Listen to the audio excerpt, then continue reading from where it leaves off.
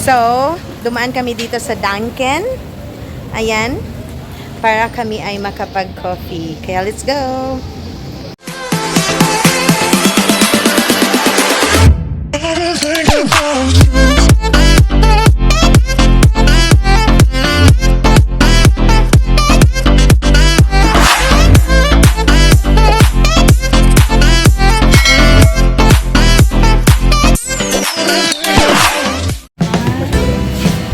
Okay. So, ayan, Ami. Nandito si Kuya. And, alright. Oh. So, another experience dito sa Iligan na Dunkin. So, it's no longer Dunkin Donuts. Pero ito ka Dunkin Donuts na nagigihapon ni siya. Oh, God. Hindi ka na lang. Ako. Ano yung sabi mo? Na Spanish latte? Or ano sa tong na coffee? Vietnam. Okay. Nasa man, Ana? Where is that Vietnam? Ano yung meron ng Vietnamese na coffee? Wala man.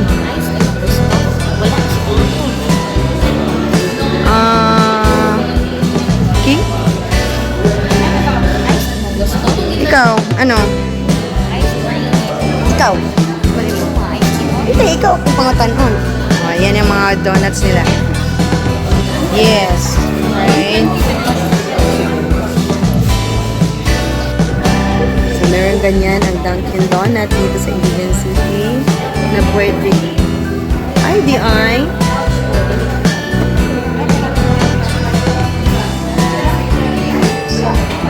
Kasama ko pa rin ang mabuti kong kaibigang si Laila. Dito kami nag-dessert sa Dunkin na branch na ito.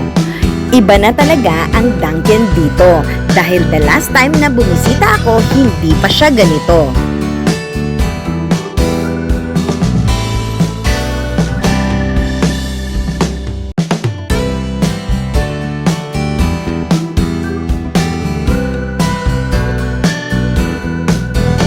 Sa labas naman dito, meron yang It's Coffee Time na pwede din.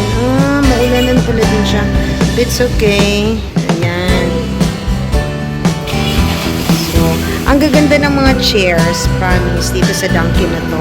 Ang gaganda. Ang sarap mag-coffee. Ang gaganda ng chair, oh. Tignan nyo naman, oh. Sina-shoutout ko si Ami na manager ng Dunkin store na ito. Si Ami ay dati kong schoolmate sa St. Michael's College at isang mabait na kaibigan. At sina-shoutout ko rin ang lahat ng staff sa Dunkin store na ito. At syempre kay Kuya Guard na nagpicture sa amin.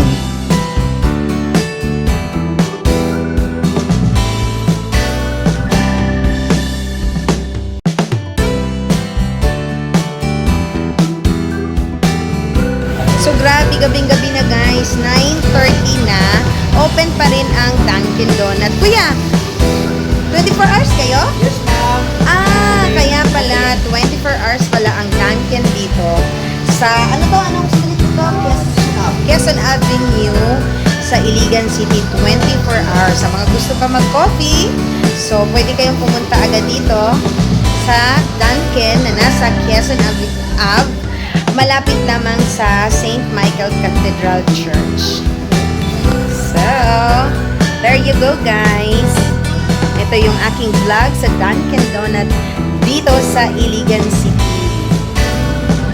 Thank you for watching everyone!